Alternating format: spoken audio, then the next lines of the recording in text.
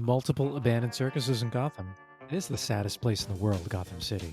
Who's on the planning commission going, we got 6 abandoned circuses, let's prove another one. The Penguin. Yes.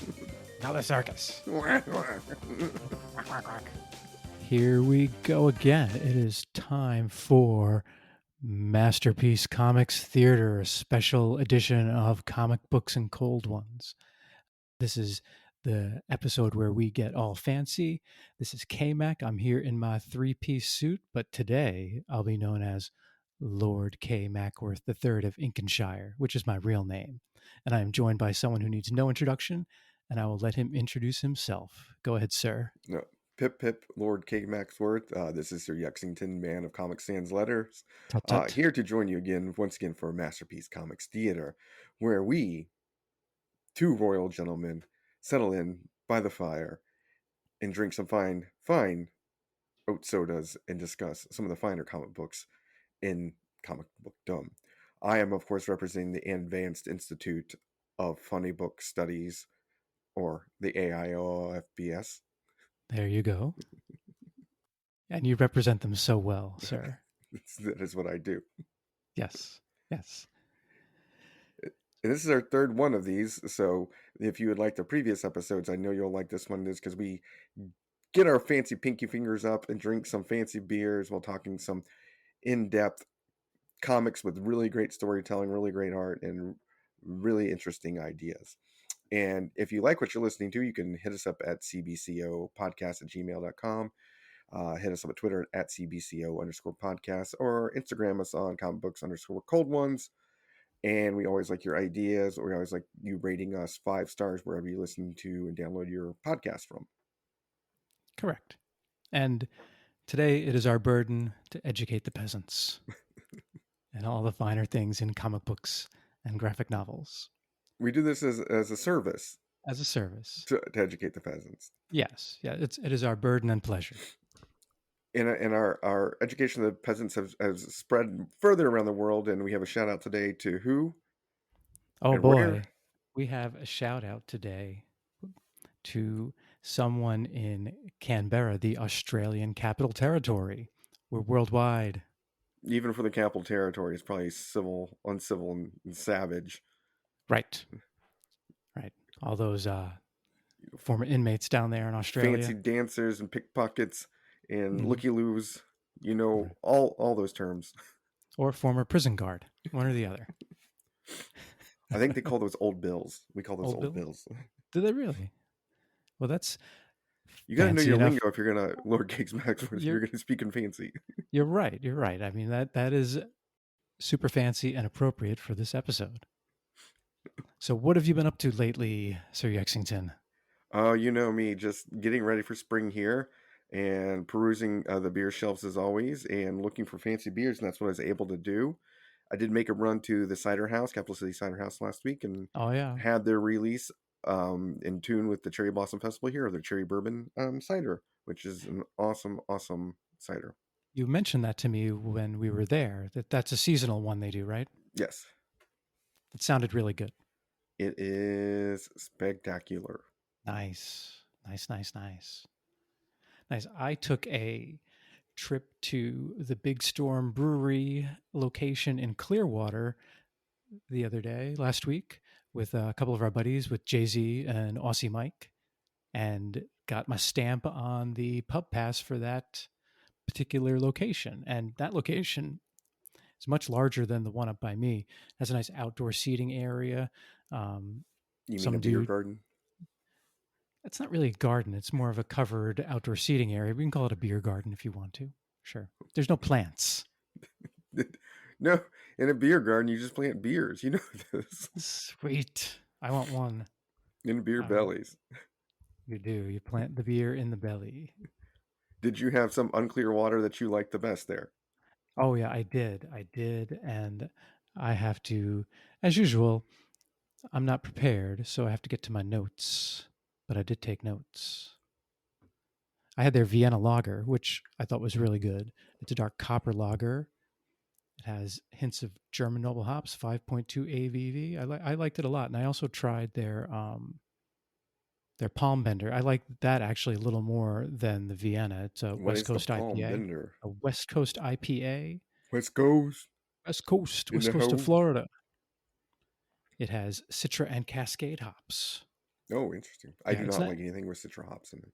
No, Generally, it no. was good. It wasn't a like a strong IPA, even though it was 7 ABV. So I would recommend that. I might have that if we can find a way to match that up with one of our shows. Then I would definitely try to grab that. Well, there's lots of shows about pine Plants. trees in comic books.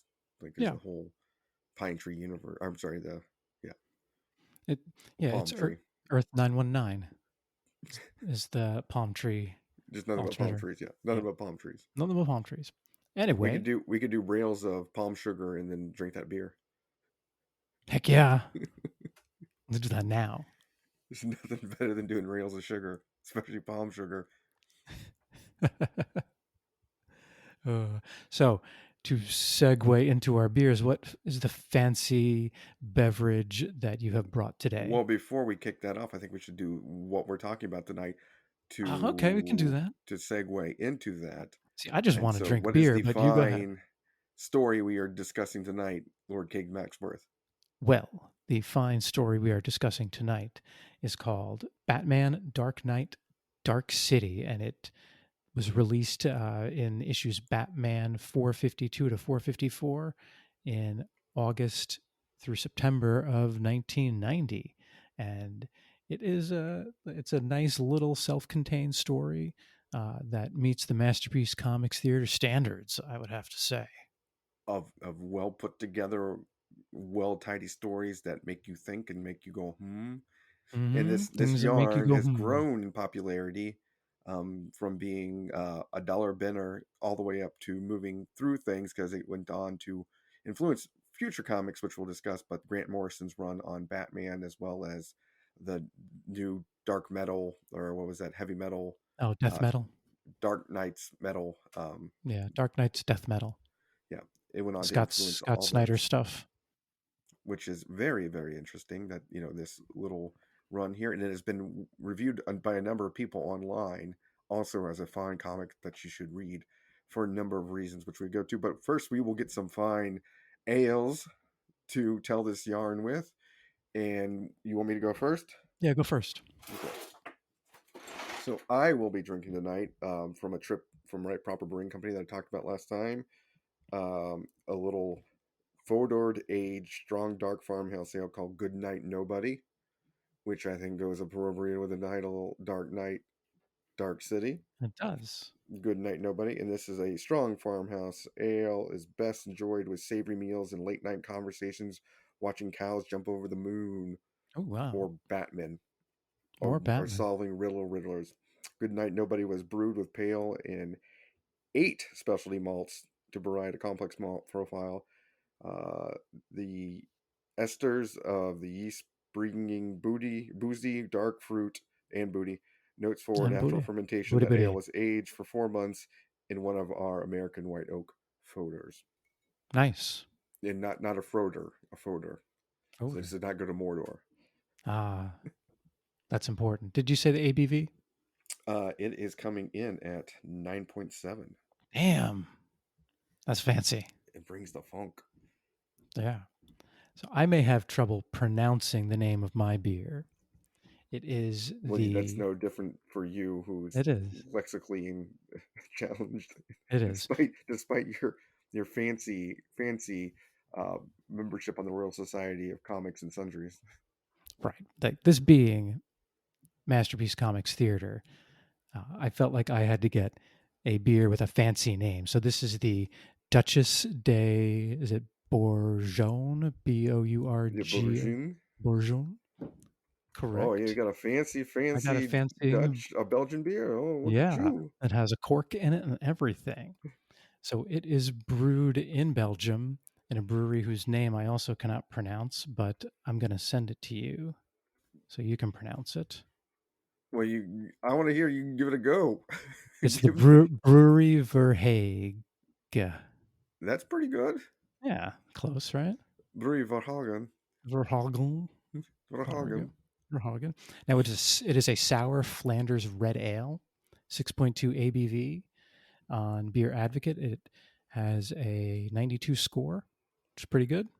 The story behind this one, all right, I'm is listening. you better listen closely, folks. This is a good story. In the After time. primary and secondary fermentation, this ale is matured in oak barrels for 18 months. The final product is a blend of younger 8-month-old beer with an 18-month-old beer. Ooh, it's a blended beer. It's meant to honor Like Duchess a Mary of scotch. Burgundy, the only daughter of Charles the Bold. She was born in Brussels in 1457 and died in a horse riding accident. That's not true, because you are also a daughter of Charles the Bold. That is correct, but I didn't die in a horse riding accident. I'm still here, bitches. I'm here. That's the reason you don't have a beer named after you. If you had been biffed it while riding an equine, maybe you get a beer named after you too. Maybe, maybe. So, also, like all Flemish red ales, this one has a characteristically sour, fruity flavor similar to lambic beers. So we'll see what I it am. tastes like. Have you ever had anything this fancy before? Yes. One time I had a beer in a bottle like this in one of the craft beer clubs I got, but I can't remember the name. Did you like said fancy beer before? Yes, I loved it. Okay, so you're going to see if that holds true here. Yes, we will. The other reason I picked this beer is because it's a red ale and there's some red stuff going on in this book that we're going to read. It matches And up well with one of the there's lots of yeah, red, and you're also just a big fan of UB40 red wine red wine. and Simply Red. It goes to my head. Ooh. You hear that? It sounds so fancy. I'm gonna put my pinky up while I pour. Oh. Well done, sir. Pip pip. Tut tut. And All so right. instead of Cheers cheers, to you. do we say ching ching instead? Ching ching. Ching ching. Since we're continental. All right, pinkies up, sir. Ooh, that gets me right in the cheeks. You did go bright red. I did You go bright reddened red. yourself a little bit there. Yeah. So how would you describe it? I feel like I taste sherry, but I don't know if that's right. Now say the name of the brewery again. Let's see if you can do better now. After having a Brewery beer. Varhage. Brouwery Valhagen. Varhaga. I'll get it better. Brouwery Brewery Valhagen. Varhaga. Als du belief. It's very sweet too. How's yours? Mine is sweet. It is perfectly malty, but it also has a tart tank on the back end with a little bit of hops. But it's also, since it's a Belgian style like yours, it does have a bit of a sour end on the tart, but not too much. But it's you can taste the 9.7, and the 4-door aging makes it that much better. When are you going to buy me a 4-door so I can age stuff? It's in the mail. You're sending me a large oaken barrel. Yeah. Hey man, USPS. They can do it. I need to carve out a little area here for my 4-door aging in the basement. Yep. Be there tomorrow. Move. Maybe I don't need a shower, right? I can just put 4-doors in there. You can shower in the 4-door. There you go. I wonder if Coors Light tastes better 4-doored. Well, let's put it this way. Could it taste worse? Or are the mountains cold enough when you 4-door age it? Maybe. Does the 4-door go blue also? It probably does. Probably. The power of the Coors Light takes over. The bullet, man. It's a silver bullet, that's for sure.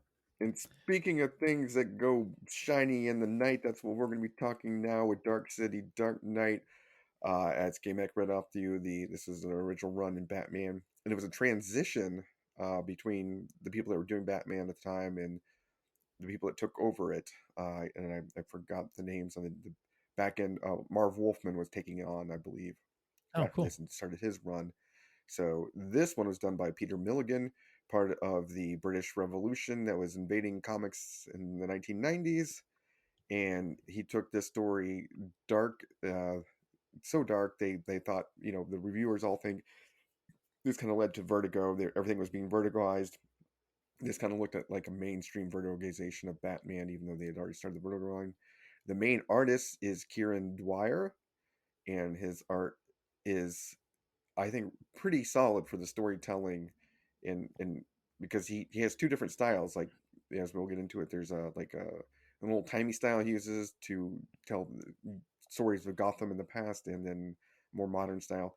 And the real treat of this one is the three covers done by Mike Mignola of Hellboy Oh fame boy. and various other things, and he had just finished doing Gotham by Midnight and gotten rave reviews, and he was able to do this. And so I'll quiz you on anything about those three covers. If you notice one thing about that's common with all three covers, Oh, and we'll get really? to it.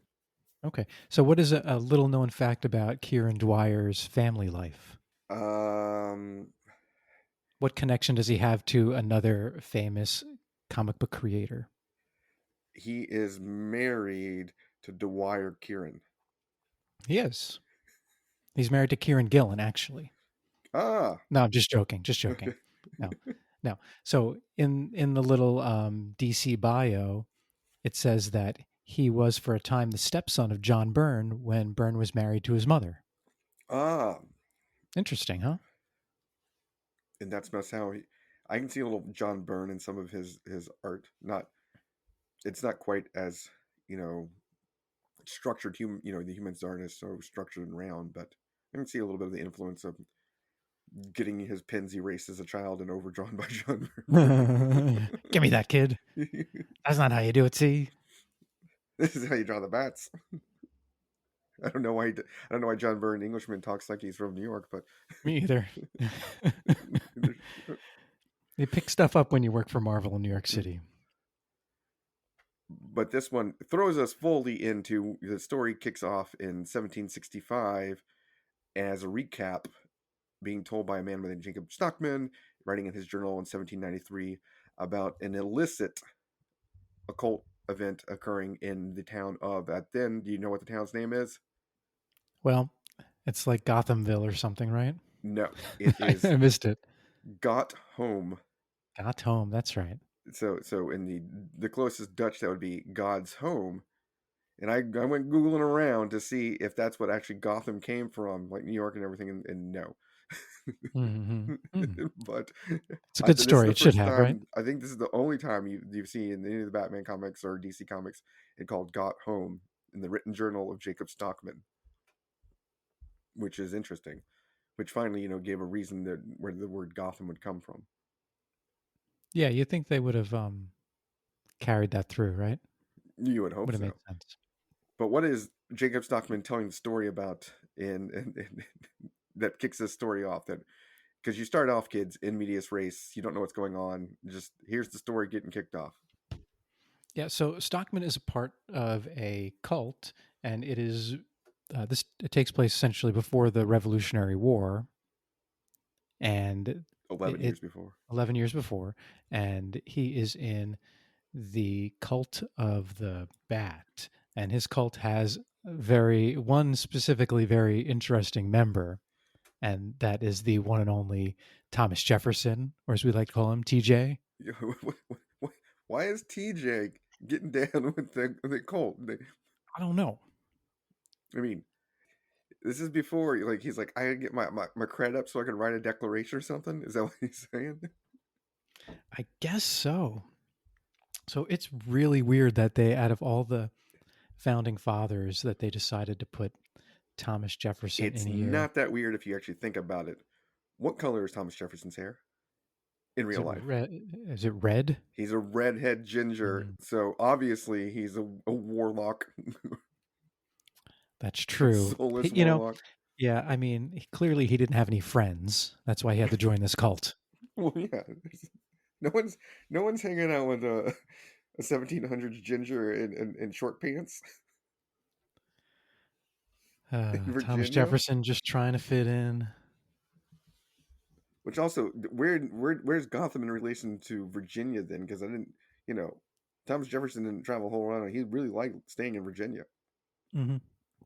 Yeah, he did, and we all know Gotham's right across the river from Metropolis. So, like, clearly they must all be in like West Virginia is what I'm guessing. West Virginia. We've established that there's a river or a bay in West Virginia that Metropolis and Gotham are across from each other. Yeah, that makes perfect sense. It's right next to Wheeling. Go Mountaineers. Or go Herd. But so, no, so they're these carrying out a weird ceremony. yeah, they're carrying out a weird ritual where they're trying to summon a demon named Barbathos. Not just So any type of demon. the bat demon Barbathos, No. so that they And they're can performing the ceremony of the bat. the ceremony of the bat, so that they can have control of him. But then it all goes sideways Wouldn't you expect this to be in like the eventually. Flash comic book instead, not the Batman book? I don't know. I don't know what I would expect to find this in, with founding fathers just like running around in bat cults. So what they've Should have done been is they. Ben Franklin. Well, that's what I Which was thinking. spoilers, our next episode may feature some Ben Franklin. Because Ben Franklin got into some kinky stuff. He was Hmm. not above it, No, he was not. and so Thomas He would Jefferson in this Je- cult thing was Franklin would have been all into this woman they had here too. He would have been all into that dressing up and yeah. ritual and everything. That would have That's what I been mean. Yeah, Franklin. That's Franklin's kind of bag. so to prepare the woman to become the bat, they make her go through a bunch of ritual things, and that was Thomas Jefferson's job. And then he got all scaredy pants when it came to kill her. Time to kill her. He's like, "We aren't going to actually kill her, are we?" And they're like, "Yeah, come on, TJ, you know the rules." But that's kind of getting a little bit ahead, right? Look, look, you soulless ginger. Do you want us to be your friends or not? Look, this is what it's going to take for you to be the third president. President? That's right. If you want that Louisiana Purchase to go through, you're going to need the help of the Bat Demon Barbathos. When in the course of human events, grab your dick and stab a woman already. Oh, But no. yeah. So we don't really know at this point in the story what the ritual's really about, and what ends up happening. Because then we flash forward to modern day Gotham, and you have Batman, and the art's really, really neat because we're talking about the Bat Demon, and a lot of times Batman is silhouetted in this, and he doesn't look like Batman. He looks like he could be the Bat Demon. So you're wondering as you're reading this, like, what relationship Batman has with the demon Barbathos. Yes. The They, whole they did time, that. yeah. They did that well. And they allude to it a lot. And you are flash forward to the top of police headquarters of Gordon waiting for Batman. And then a woman dressed as a Sphinx comes up and gives us a riddle. But before that, Batman goes, "Is it him?" And Gordon goes, "Yes." And then you get the person saying a riddle, so you know who the villain is. What I thought was neat is all the villains in Gotham City really just want Batman's attention, right? So they all have a special code name they use when they call the police to tell the police what they are doing. And Riddler's is Oedipus, isn't it? Yes. So I wonder what the other villains have as their code names. Have you ever read anything else where they talk about that or no? I was trying to think if there's been another appearance of that, and I can't think of one on the top of the head, but there has to be accounts of it, right? That look, no, despite there's lots of guys with cackly voices giving you riddles, but this is the real Riddler. It's This is the Oedipus. real. Yeah, exactly. Because I bet you have a lot of copycat crimes in Gotham City. Because who doesn't want to get their ass kicked by Batman? And it's apropos for the person that comes up to tell the riddle how she's dressed. Oh, she's dressed like a little sphinx. Yes. Yes. Who in classical mythologies did what there, Lord KMacworth? Did you pass your Oxford exam? I did not. I didn't take it yet. The Sphinx issued riddles that were solved by one person by the name of Oedipus. yes. Yes. There we go. Very, very well done. So here we go. Peter Milliken. Tom's a flat circle, yo. Yeah. Peter Milliken, you're writing a deep, deep story. This is beyond the normal. So as you go through the story, you realize it's not really your normal comic book kind of story. It's a little bit more in depth. It's more of a think piece, really. That's the reason it's a Masterpiece Comics That Theater. is the All right. reason. Pip pip. And it is going well with my fine Fort Farmhouse brew from Right Proper Brewing. So what was the riddle that? What was the riddle of the Sphinx? The one in the comic book or the real one? The one in the comic book. The one in the comic books is lots of words, but deathly quiet. Generally, my leaves are turned at night. Usually, I'm full of worms by day. Did you get this when you read it? I don't think so. I don't think I did right away. Now. I got it on the second guess. I guess like Commissioner Gordon and drove to the cemetery. Yeah, Unlike that's kind of what Batman, the worms is what the, made me think cemetery too, but it is actually La Biblioteca. the biblioteca. Yes. See, all kinds of languages here today too. Yes. And so, yes. Egyptian, Spanish. So, yeah. Batman speeds away to the Gotham City Library, whereas Gordon thinks it's a cemetery. And what do we get confronted of with there when we get to So we have the reveal of the villain, and he is confirmed to be the Riddler.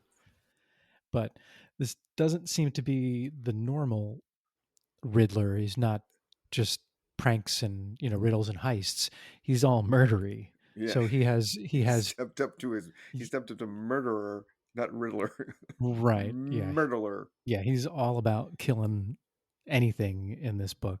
So he has two cops hostage. One is hung from a noose with a chair underneath his feet, and the other one is just tied up. And he just flat out shoots and murders the one that's tied up, and leaves the one on the chair and kind of waits for Batman to get there.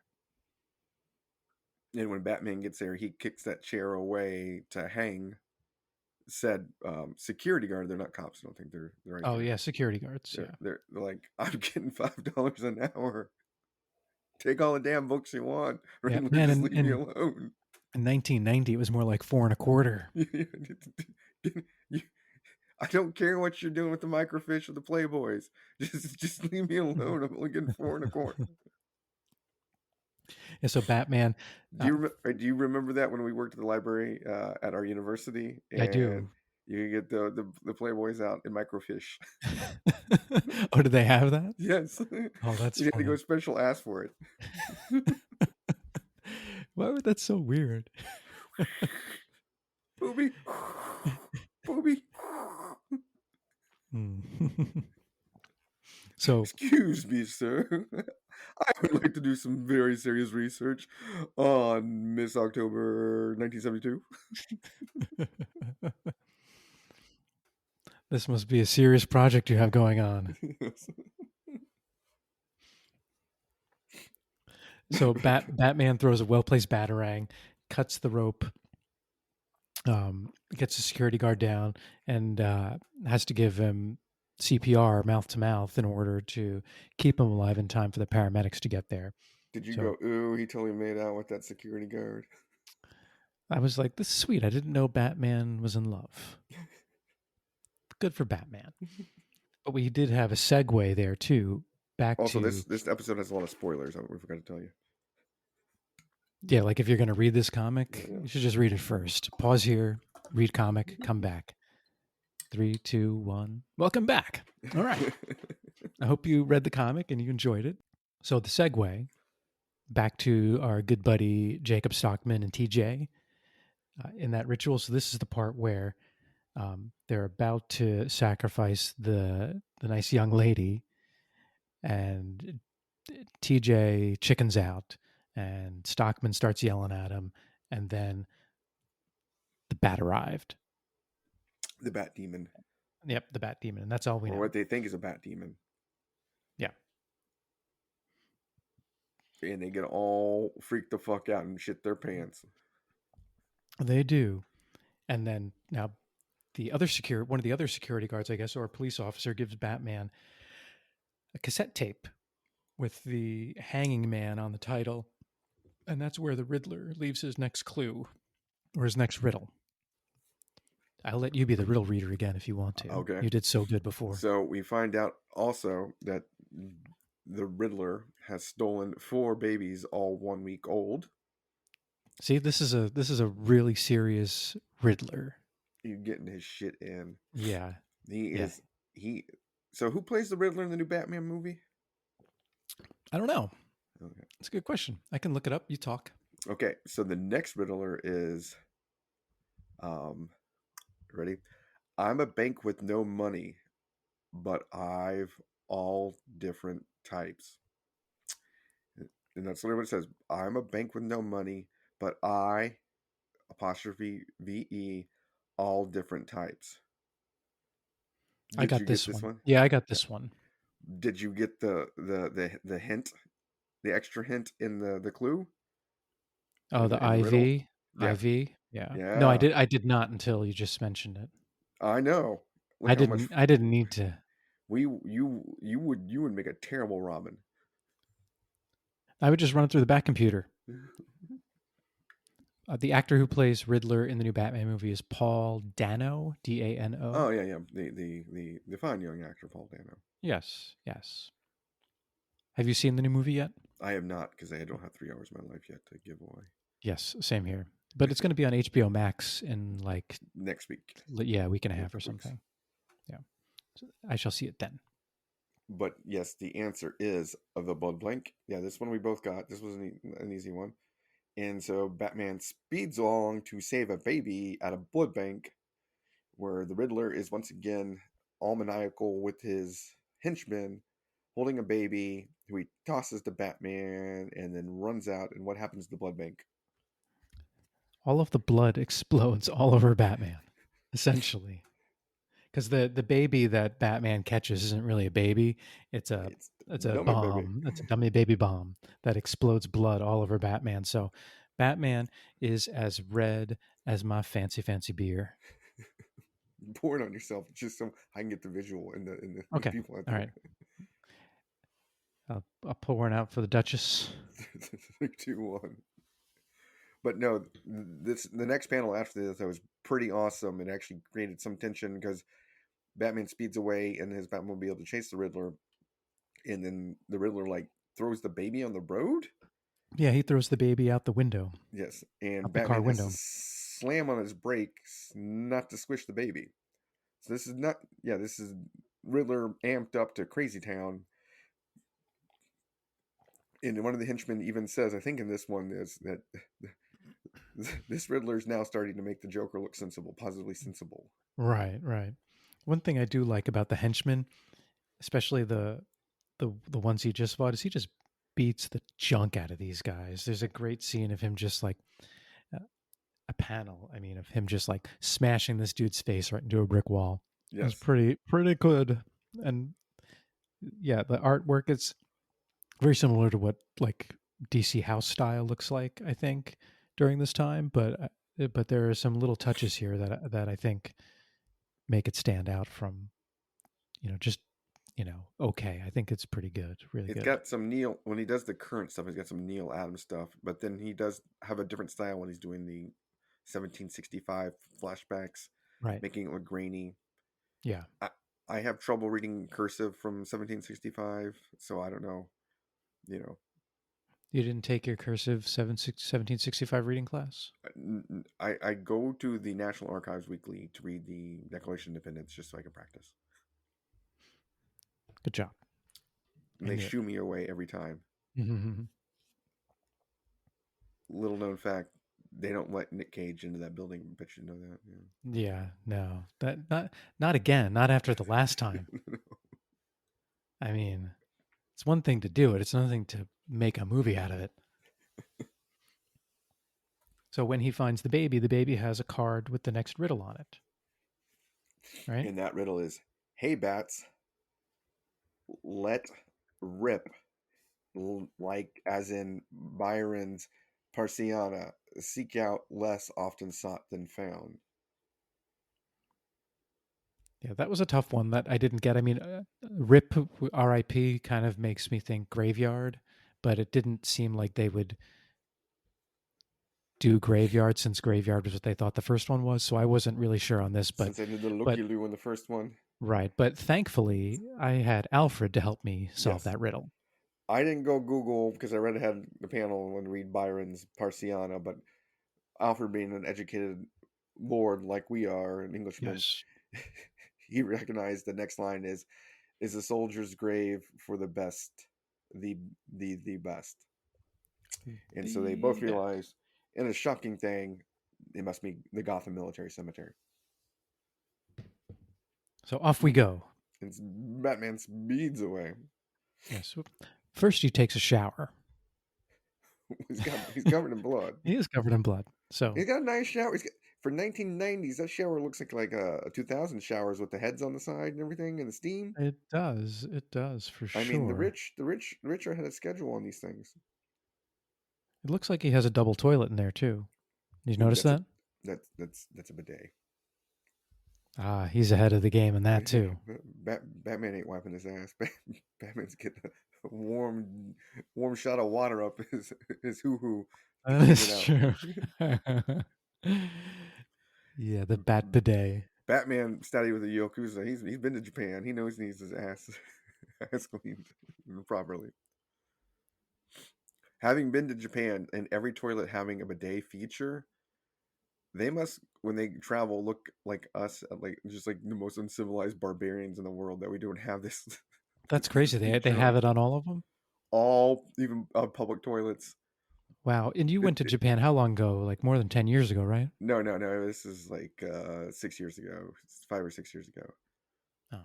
And they all have like a Star Trek, like most of them have like a Star Trek communicator arm that comes down like the captain's chair, and you can control if you're in the fancier ones, the Ooh. modes and So they're ready. They're ready to explore strange new worlds. yeah, they dive just like the Batman does in that Dark Knight.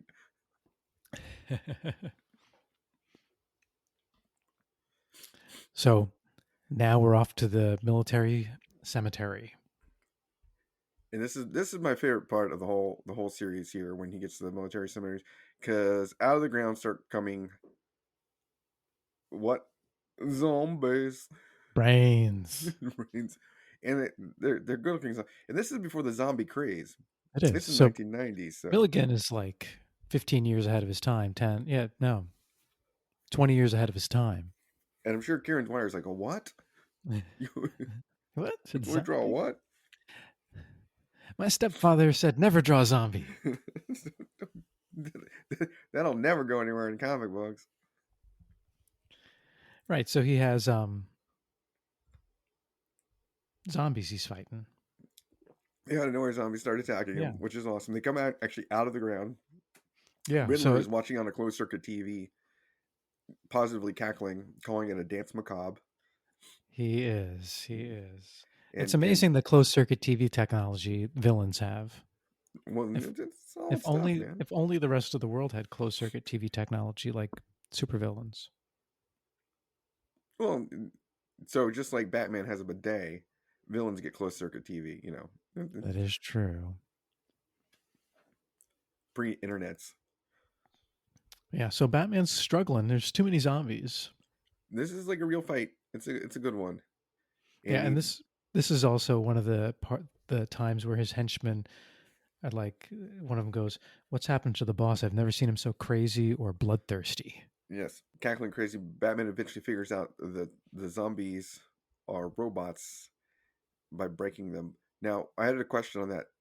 Are the zombies all robots, like Hollywood special effects, or do they have like human bodies covered in robot things? I don't know. They never really explain that. Riddler put a lot of work into this, though.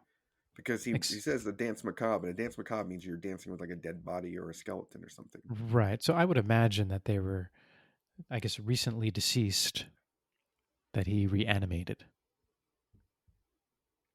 Which is kind of fucked up. It is. But he's never been so bloodthirsty. He's making the Joker look sensible. Yeah. But not all of them were robotic. There was one that was a Riddler goon in disguise. And that would be one Mr. Was it Billy? I don't know. Jimmy. It was Jimmy. Was it Jimmy? Not Yeah. Jimmy again. And Jimmy, so yep. Jimmy's down. One of the guys goes, "Jimmy's down." Yeah. He's down. and then then Riddler proceeds to blow him up. He does. He puts a bomb in the dude and just hits it. Ooh. Yeah, so like we don't usually see Riddler like this, and you wonder if like they looked at this Riddler and they're like, oh well, maybe we can make Riddler darker for the next movie, because there have been some like obvious stories with him as a much darker character. Well, this one, reading the three different kind of reviews are read by one Mr. Trevor Van Oz, one Nathan Simeons, and one Margaret Lockyer. They all talk about that's the key element of this series, which makes it so good. And this is the first time we ever see Dark Riddler. You know, a bloodthirsty, you know, gamesman using the games to kill people, and it's a real hat turn for him. He does And if have you his want to read fancy more of hat on those, you too. can read howtolovecomics.com, IAPT Comics, and CBR.com, of course. Yep, check This, them out. They're all really good websites. yeah. Like I said, this one's grown in popularity. I think maybe will grow even more popularity because of the new movie and the fact that this is the birth of the Dark Riddler, the Darkler, the Dark Diddler. Driddler.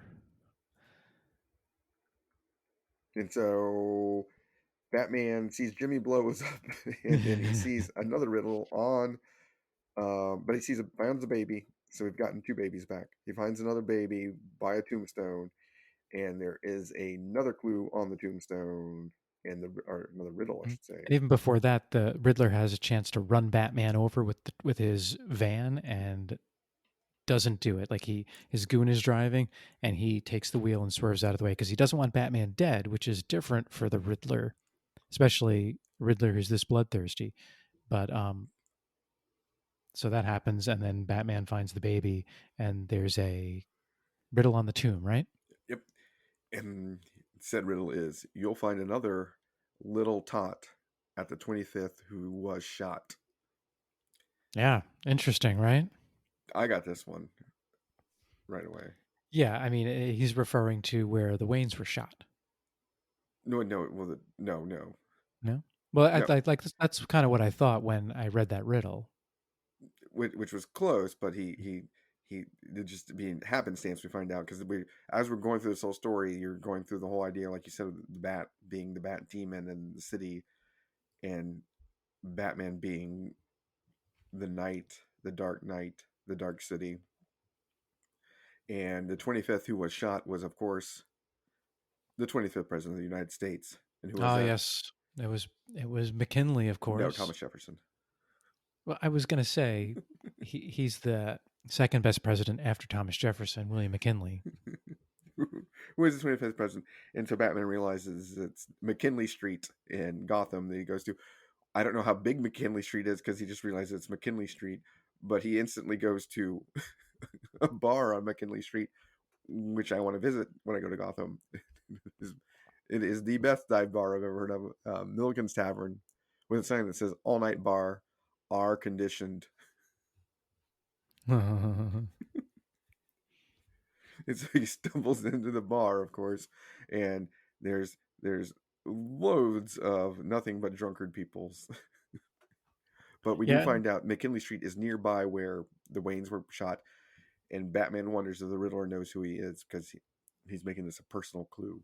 right. It is really interesting, and you have to wonder. And they never, well, no, they don't ever really let that play out. So you don't know if Riddler actually does know who Batman is or not. So that's a pretty interesting little cliffhanger. But the whole time, Batman's also thinking to himself that he's in a maze, and that maze is Gotham. He's in a labyrinth. He really says that, so it's taking him someplace he doesn't know where he's going, but Yeah. the city is drawing him. It's moving him. Right, and he's being watched too. He Yes. feels like he's being watched. And we also get a little interlude back Somebody to watching me. well, Batman is watching me. Bat Demon is watching me. Balthamos is watching me.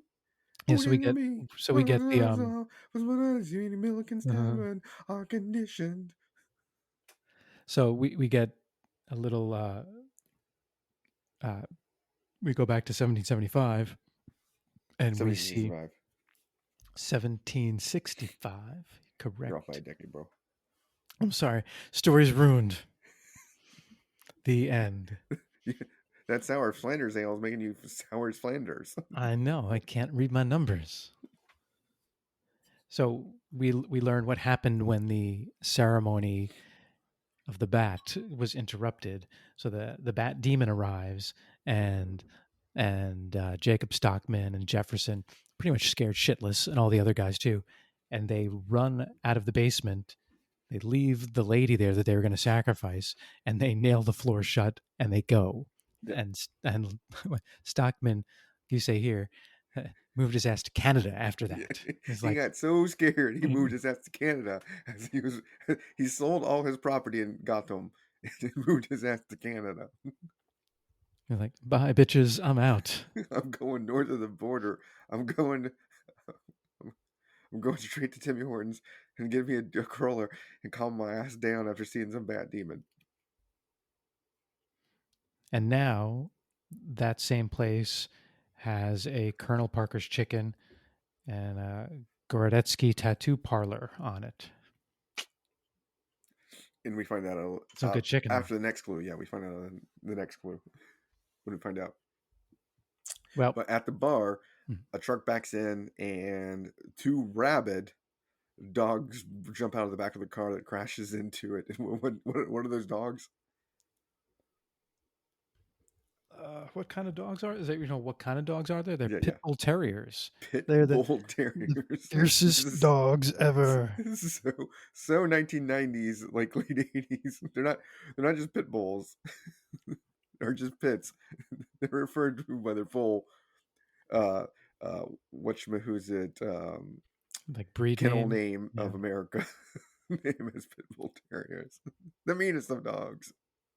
And they start biting people in the bar, and they go after Batman, but Batman is able to fend one off because a Someone good passes him a off-duty silver drunk. knife. No, well, But first, first, go ahead. Yeah. a nice Sergeant McCarthy of the Gotham City PD is, of course, tilting back a few when they're off duty and just caps one of the dogs. It's like, it's bats, I'm here. I'm duty. Cheers to Sergeant McCarthy. Cheers to Sergeant McCarthy. So since we have it, another dog starts biting Batman, and he's like, "Please don't shoot him, Sergeant McCarthy. You're probably going to hit me." Yeah. And so how's your beer? Tell us about your beer since we have beer interlude. It's really awesome. So yeah, like I said, the maltiness makes me want to be in Milliken's Tavern drinking one of these while watching pit bull terriers fight the Batman. Yeah.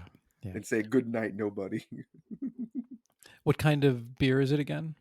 It is a aged, strong, dark farmhouse ale. So it's a Belgian farmhouse ale. So Right Proper is known for doing farmhouse ales, like what they focus on. Mm-hmm. They've branched out into other things, but that's how they got their start. So farmhouse ales are usually, kind of raw, naturally aged ales that she's kind of put in barrels or whatever. Usually very yeasty, can be hoppy. What you were having is like a fancier version of a farmhouse ale, like the heightened in Belgium. Like they started making farmhouse ales, and the monks started making what you're drinking as the fancy version of farmhouse ale. Of course, mine's fancier. I'm Lord KMacworth. Yes. That's and what I you do. On your beer, sir? My beer is still very good, very sweet. It goes down so smooth. It's nice. It almost tastes like. Is it sugary? I don't know if it's really sugary. It almost tastes. So it's it not almost like has the feel of like. sugary. Well, I mean, a little bit, yeah. I mean, it tastes almost like a sparkling wine going. Like it has the feel of a sparkling wine going down. Does it have like a soda poppy type? Yeah. Feel, yeah. Yeah. That's a classic, like Flanders type ale like that. Yeah, that's good stuff. That'll make you want to ride a horse and die on it. They're going to name one after me if I do that. So that's what I'm doing right after this show. I feel like Charles the Bold should make me my father. Yeah. Yeah. It's the Lord KMacworth Flanders Ale. So Batman's still struggling with his dogs. He tells McCarthy to stand down. And some dude out of nowhere is like, "Here, Batman, here's a knife. Stab that dog." Yeah, so Batman kills a dog. he just fucking murders a pit bull terrier. Yeah. Goodness, Batman. Just With a knife made of pure silver. yeah. It's a Well, fancy knife. You learn that they don't later. say it's made of pure silver, and you don't know that till later, right? Yeah. You never see that dude again who just handed him the knife. It's like, yeah, here's my silver knife. No, I for think he killing was pit bull the terriers. guy who was driving the van, I think, wasn't he? He's got to be, right? He's got to be one of the henchmen. Yeah, because he runs back to the van afterwards. But I didn't think Batman murdered dogs. Neither did I. Learn something new every day. Damn it, Batman. So after he murders a dog, there's just a dude sitting at a bar drinking a beer still while it's all happening. Yes. And the best part is Sergeant McCarthy says, "Go on, Batman. I got this place protected." Yeah. Like I said, like everybody else, when they go to Gotham, they want to go to the Bat Cave. They want to go to Wayne Foundation. They want to go to I want to go to Milliken's Tavern. Yeah. Well, I mean, if it's maybe we'll meet Peter Milliken when we're there. Milliken at Milliken's Tavern. Yeah. So Batman I was catches trying to up with. figure out. Yeah, now that's what it is. I was trying to figure out why they called it Milliken's Tavern, but it probably is a play on the fact that it wasn't Milligan's, it was Milliken's. Yeah. You solved that riddle, Mr. I did. That's what I'm here for. Riddle solving. So Batman chases down the van, finds the van, but it's being driven by remote control. So here we go, right? Riddler is going on this crime spree when he's already figured out how to reanimate dead bodies, and he's figured out self-driving cars and closed circuit TV. Think of how much money. Cars. Yeah, in 1990, Riddler would be the richest man on the planet. But no, we're going to go through this. We're going to go through this game, right? Yep. And so, speeding away, Batman jumps in and chases after him, and Riddler jumps on the CB radio because they didn't have the celly phones at the time. And you would think he would have invented cell phones too. Yeah, this is an easy riddle. I'm just below Hamilton, east on right. which Batman goes, okay, I just drive down the street and I turn east on Hamilton, or east onto Wright Street from Hamilton, or below Hamilton. I don't know Gotham State streets. No. But it's clearly named after Alexander Hamilton. That's what I was thinking. Mm-hmm. And I don't know about right. Aaron Burr is going to come in because we got to get more founding fathers on this bad boy. We do. From now on, every one of our episodes will feature one founding father. But this is of the riddles. This is the weakest of the riddles. Yeah. Yeah, and at this point, the Riddler wants him to solve the riddles anyway. Like he needs Batman to get to these things fast now. Which is the only shortcoming I think of this is the Riddler never stops riddling, even when he's maniacal. Right. He wants to. Yeah, he wants to be the smartest. He wants to outsmart Batman, and this is just the riddles are. I mean, some of them are kind of complicated, but the Riddler wants him to solve them, which is not usually the Riddler's game. What's the other character, the Clue Master who leaves clues? That guy was funny. Yeah. It's like, I'm down here. Oh, thank you, Clue Master. All right. Anyway, so he goes. So below Hamilton means down the sewer. So he goes down in the sewer, and he's blinded by headlights or some kind of not headlights, but a strong phosphorus lamp. Yeah, phosphorus lamp. And then goons just start beating him with baseball bats or poles or pipes, right? Yeah, something whatever like that. they have handy in the sewers under Hamilton Street. Yeah, Batman takes him out, and then there's another baby. And then this baby, this is the weirdest one, I think. What do you think? Well, this is the most macabre and sinister thing Riddler does in the whole things, I think. Yeah.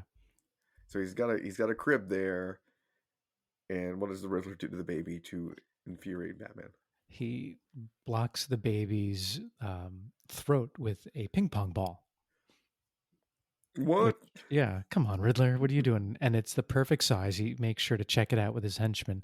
that it's a perfect size, so it gets lodged in there. It's not going to go any further down, and Batman, no matter Some how hard fucked he up pats shit. on the baby's back, can't get the baby to Yeah. spit it out. You So can't this do baby baby, Heimlich on him. yeah, he can't do baby Heimlich.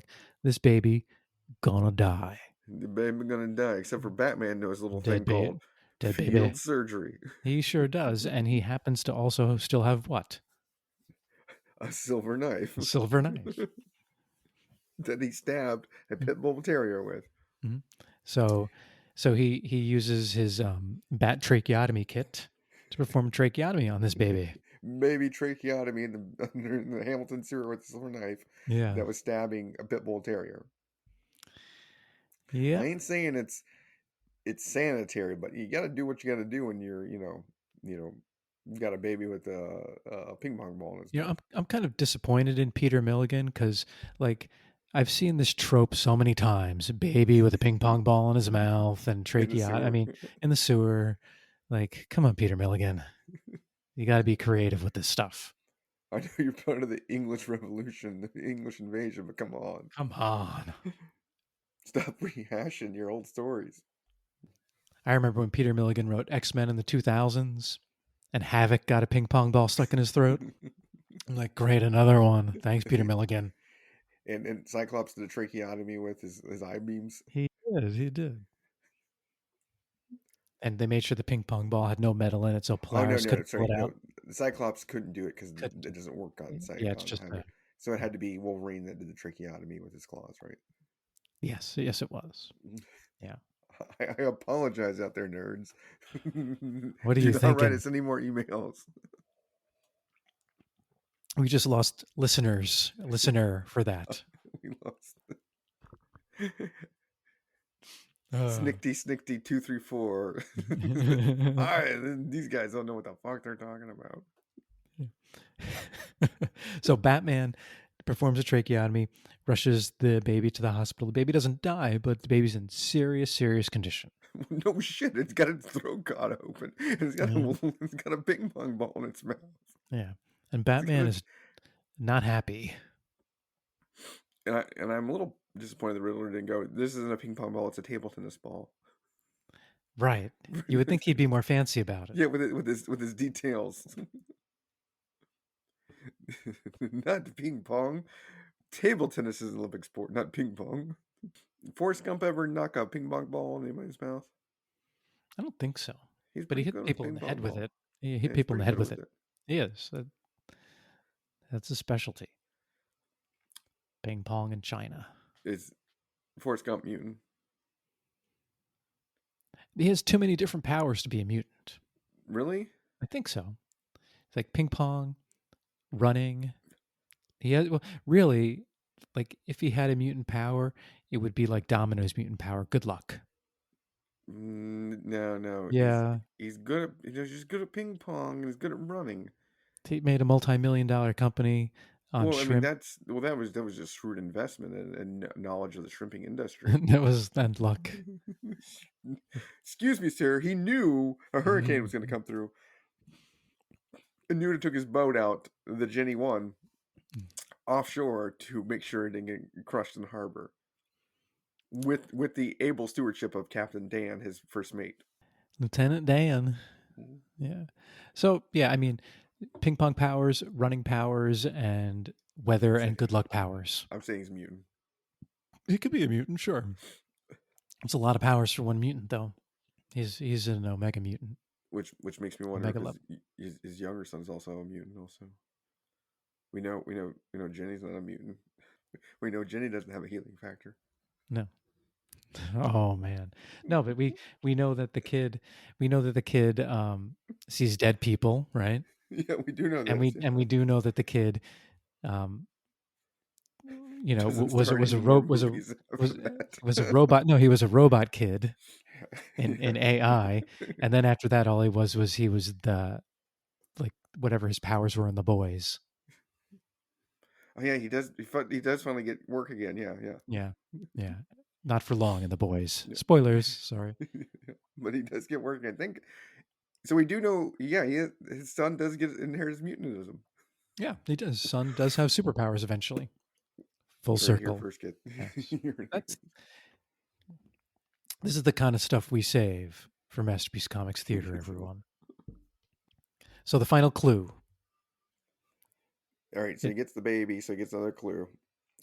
Only one left, that being a little boy crawler. You'll find lots of him, shorter and taller. And so to help him solve this one, though, Batman looks at a map and realizes that the clues are making a question mark in Gotham. And so he's able to find the location sort of by looking at it and realizing it's this old circus town that's abandoned, which is a weird thing in Gotham, Yeah. that there's just abandoned circuses. Because I was reading the current, or the 2009-2010 Batman and Robin, which Barthos makes a reappearance in, or discussion, trying to catch up with this podcast and dig into it. But they have an Oh, abandoned circus in there. is it the same abandoned circus? I do not think it is. Multiple abandoned circuses in There's Gotham. multiple abandoned circus lands. It is the saddest place in the world, Gotham City. So. Well, first, who's on the planning commission going, We need another circus. We got six abandoned circuses. Let's prove another one. And then instead of reusing, You know what ones this we got, town needs? A new circus. a new circus. Yeah, there's other ones. They weren't attracting the people. That wasn't getting the tourists. You know who's probably on the planning commission? The Penguin. Yes. Another circus. Quack, Quack, quack, quack. How many abandoned circuses do you have in town? And the fact that circuses usually don't have a set established place, except in Right. Gotham. I mean, that's the whole point of the circus, right? It can come to town and leave. Yeah, it travels. Yeah, so you go into this thinking, oh wow, it's circus time.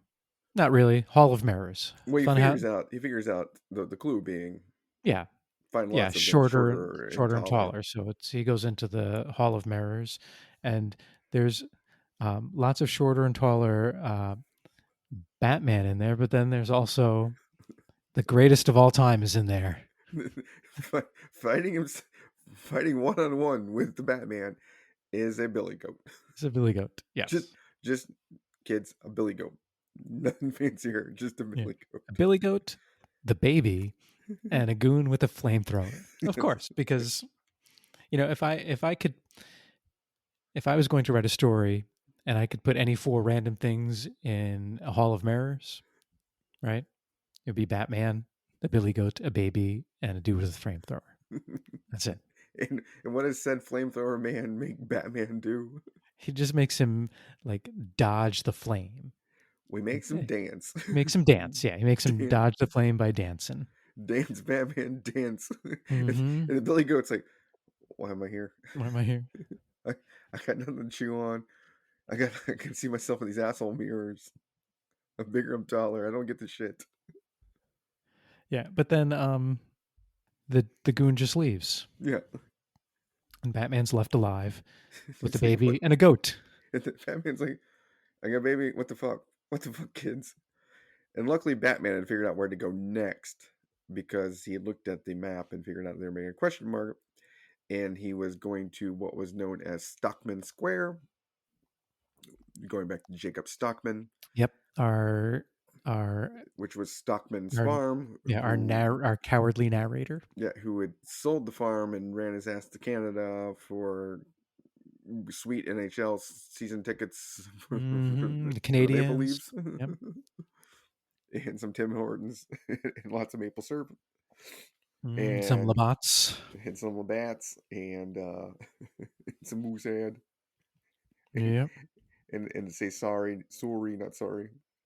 So this is the panel going into this, though, when he realized it's Stockman Square. This is the one where you're talking about, like, it shows Gotham through the ages, which I think is like the time lapse. This is maybe Kieran Dwyer's best panel in the whole thing, where it shows like rural Gotham when it was founded and becoming like a town village, Gotham, and then Civil War-y, then like turn of the century, and then modern. Yeah, it's a really good panel, because you can see the evolution of the city, from just the perspective of that street. And what was on the final street? I can't remember. Yeah, tell me what the chicken street, the chicken. Colonel Parker's Fried Chicken. Oh, that's and good stuff. and Gorodetsky Tattoo Parlor. All right, so Colonel Parker is, of course, a reference to who? Colonel Sanders. No. Oh, Colonel? Who's Well, Colonel it is a Parker? reference to Colonel Sanders, but Colonel Yeah. Parker is actually a person. Tell me who Colonel Parker is. Colonel Parker was Elvis's manager. Oh, yes, and he Oh, liked yeah. chicken. He really liked, didn't he really like chicken? Oh, he loved the fuck out of chicken. I thought he loved like chicken. And what is Gorodetsky a reference to? I'm trying to think of that one. Yeah, I don't You're have a, that one you're out. a loser. No, I fucking suck. This is what I get for drinking 9.7% beer and talking about an in-depth Batman story with you. Okay, so there is a Going down a wiki hole. Gorodetsky House is a historical place in Kiev, Ukraine. I don't think that's it though. I like the fact you said Kiev. We have moved on as a people now. Mm-hmm. Slava Ukraine. Just to know where you stand. Yes, go Ukraine. I can't find what Gorodetsky means. Yeah, Though. well, yeah, that one I should have Googled it. I should have done more research. There's an Elon Gorodetsky who's in the School of Engineering. Gorodetsky. I'm gonna Google something. You can carry on. Well, so Batman realizes where he's going. I don't know. He knows where to go to Stockman Square. I don't know how he chooses the right basement to crash into, but he does, and he doesn't go in by himself. He goes in with his buddy, old man Mr. Billy Goat, crashing through the door. The greatest of all time. just way better than Robin. Oh yeah, because the henchmen actually reel in fear of the Billy Goat. yeah, and the goat's just looking around like, "What am I doing here again?" I was at the fucking mirrors. Now I'm in the fucking henchman's basement. Batman beats the crap out of some henchmen, but he gets waylaid by the Riddler when he wasn't looking. Well, he gets waylaid. Bat. Well, he gets waylaid by like a rotted piece of the piece of the ceiling, right? Yeah. And he falls down, gets knocked out, and a henchman's going to kill him, and then Riddler kills the henchman. Of course. So you're like, what is going on with the Riddler here? What's he trying to do? And so then, go ahead. Go ahead. No, you go. So the Riddler, we get the Batman groggy waking up in the Riddler wearing old-timey 1765 clothes. He is. With a silver knife himself.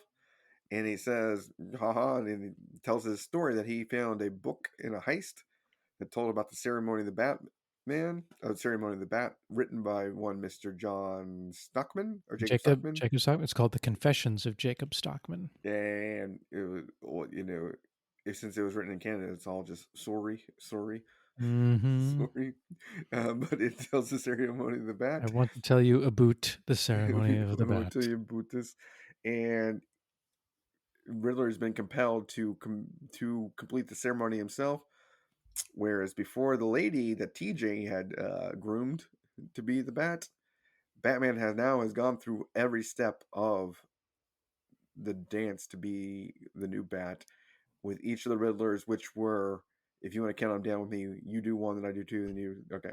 Okay, so the rituals that the Riddler put him through, which is actually, if you think about it, that's the creative part of his riddles. Like they might have been easy to solve, but they got Batman to do the things that he needed to do to complete the ritual. The first step was kissing the lips of a hanged man when he gave mouth to mouth to the security guard that was hanged.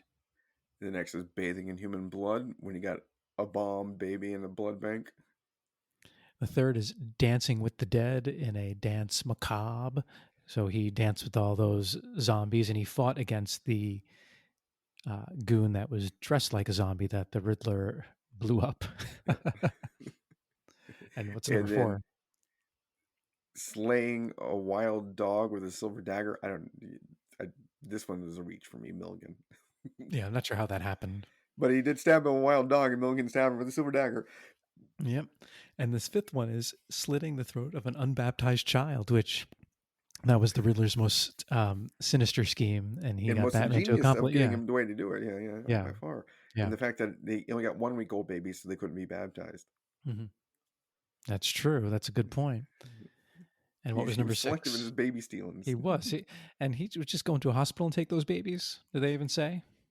I believe Probably. he went to a hospital and it does remember, it does say Gotham Central Hospital or whatever's missing babies. Yeah. What's number 6? And number 6, of course, is dancing a Sabbath dance in front of the devil, represented by a goat. Okay. A horn goat. Number 6 should have been Dance with the Devil in the Pale Moonlight. Yes. But if it was Tom Brady with horns, would it have counted? Simone Biles with horns, would it have counted? Probably. Lord KMacworth with horns, would it have counted? Oh, for sure. Greatest of all time. Oh, show. So Batman did all those things, and now Riddler has him tied to the sacrifice table. He's going to stab him. But I know this might spoil things for some people. In this issue, Batman does not die. Shocking, I know. And Milliken has no guts. Because the Riddler starts hearing voices saying, haha, you riddling fool. So small-minded, I've got you now. And Riddler doesn't know what he's thinking about, and he realizes, is it the Bat or is it Gotham? He literally says those two words. Are you the Bat? Are you Gotham? He goes, I am one and the same. And so, of course, like the previous people, like Thomas Jefferson, Edward Nygma shits his pants and freaks out and runs upstairs and uses that flamethrower to start burning everything down. Burning everything down, locks Batman down there. But then the demon starts talking to Batman and essentially like shows him what happened, when TJ and Stockman and all those dudes shit their pants and ran away. And how the poor lady down there just kind of like tried to scratch her way out, and then she eventually just died of starvation, I guess. And Batman sees what they were scared of, and it isn't a bat demon; it's just a giant bat skeleton. Yeah, Big ass bat, though. I'd be scared the fuck out. It was a big ass bat. it was a big bat. It was a big bat. So then the demon does want Batman to free the soul of the woman because she's been trapped down there, since 1765, which is a long time to be trapped somewhere. If you think about it, Not a lot. There's no that's Game a Boy down there. that's a minute for sure. Yeah, there's no Game Boy. It's pre-TV, man. Yeah. So Batman, he starts having a conversation with this woman because I guess her spirit comes to him, and the whole place is on fire. So Batman wraps her up in his cape, runs her out of the building, and Well, he then tries to run out of the building, but somebody opens the door for him. Like they can't break the door. Yeah. And that's one Mr. Alfred Pennyworth. I was going to say that's Thomas Jefferson. No. Back from the dead. In Alfred Pennyworth's body. Yes. And so Batman thinks he's rescuing a woman, carrying her out, but she's just a skeleton. And he's greeted by the cops, and they ask who that is, and he finally says her name. It's Dominique. Right. Which means the Lord's woman, the Lord, I believe in French. Dominique. Is that what it means? Yeah. I don't speak French. I only speak Dutch. Jij spreekt Nederlands wel. Heck yeah. And so, yeah, then we get a burial ceremony for Dominique. He buries her with his parents in the crypt in Wayne's crypt. And he puts on the tombstone, Dominique, my sister. Batman has a sister. He has a sister. That's Batwoman. Did anybody know that before? Batman has a sister. Weird that his sister is a couple hundred years older than his parents, though. Yeah, well, this is a comic book. I can buy it. Time travel, motherfucker. Yep, heck yeah. Days of Future Bat. Oh yeah. And so, that is the end of the story. Yeah, he wanders away from it though, thinking about. Basically, he realizes is he the Bat? Is the city the Bat? Who is the Bat? What is it that made him? And the reviewers have pondered about this is like is we've discussed it that Gotham is basically a living creature Mhm. in our boogie books and Beertober bitches Yeah. issue, that and this is another notch on that Gotham is actually a living breathing thing with a soul, and this is another one of its souls is this Barthos, what we learn on Barbatos and and ongoing other comic books that the Bat Demon is part of it. Maybe it led Batman to take up the spirit of vengeance. Right, exactly, and that's what Batman's wondering is how much um, is based on will or how much is based on the influence of Gotham on him through that demon. And Grant Morrison takes this up with some fever. Supposedly, I've not read those yet. I need to read those, but that's what we gotta look into that. But that's the reason this is a masterpiece comic theater, is because it's only 3 issues in the middle of nowhere in 1990, when people are all paying attention to the Batman franchise from the movie, and this ran into some 3 issues that nobody paid attention to that ended up in dollar bins. Now everybody's like realizing, whoa, this is very, very, very cool, very, very important. And then my trivia question to KMac is, what Ooh. is appearing on every cover of these drawn by Mike Mignola? Can you give me a little hint? No. Because so the version I read didn't have the covers for each issue because I read Oh, you read the 100 page. the So this 100. this was also made in a reprint, one of the Batman 100 page stories with another story. But But there, so I'm looking at an image of the covers here, but it's yeah, kind of grainy. So I'm yeah. just trying to see what is it like. Is a gargoyle in the first one? It's not a gargoyle. That's Barbatos. That's Barbatos. So Yeah, he's he pretty appears in each prominent of in the the third. He's covers. pretty prominent in the third one. Yeah, he grows in importance in each of the Mhm. covers. Yeah, because he's almost like a gargoyle head on the Well, first he's one. The second yeah, one, he's like yeah. behind there clutching. So he's becoming Batman in each of the covers. Yeah. Oh yeah. Bum Look bum at bum that. bum. Yeah. Interesting. How did Mike Mignola know how to do that? I don't know. He was getting ready to make Um, an epic run on Quasar. he was. He was, and he was also drawn some X Force annuals. Yep. I didn't realize because I didn't look when I first started reading it that this came out in 1990. I thought it was Yeah. more like 83, 84, something like that. But in the not that we're going to talk about this, but in there's one backup, like one extra story, at least in the 100 pager, Yeah, and then and that is also written by Mike Milligan or Milligan right now. yeah, and Tim Drake is in it as Robin. I was like, wait, what? Tim Drake? I didn't expect that. I expected it to be more like of a Jason Todd kind of time period Yeah. story. So yeah, I was surprised it came out when it did because during that time you didn't really have uh, stories like this where you have to think a little bit about what's going on. It was more just big guns and big muscles and big punches. So it was Punches, that's a punch. muscles, now. Yes, all of them, all of Popping them. colors, white hair, shiny So metal arms. so if you had to rate your beer as one of the rituals, Oh, that's a good. mm, That's a good yeah, rating. mine's that's Ooh. that's a bailout for me. Mine's pretty easy. Oh, I'm. Well, I don't want to choose the one you're gonna choose. No, choose whichever one you want. It doesn't matter. Well, no, you know what? I know which one you're choosing. That's easy. Yeah, I understand. I, Mine is yours is definitely yours is like kissing the lips of a hanged man. no. I was gonna no. It's definitely slaying a wild dog with a silver dagger in Milliken's Tavern. And I know which one yours is. It's got to be number 2, right? Yeah, mine's like bathing in human blood. Oh boy.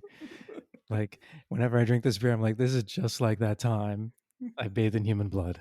When you're in the blood bank and you got a, Hmm. you got a baby bomb in your hand and it blew up. I had a baby bomb in one hand and I had this bottle of beer in the other, and it just blew up everywhere.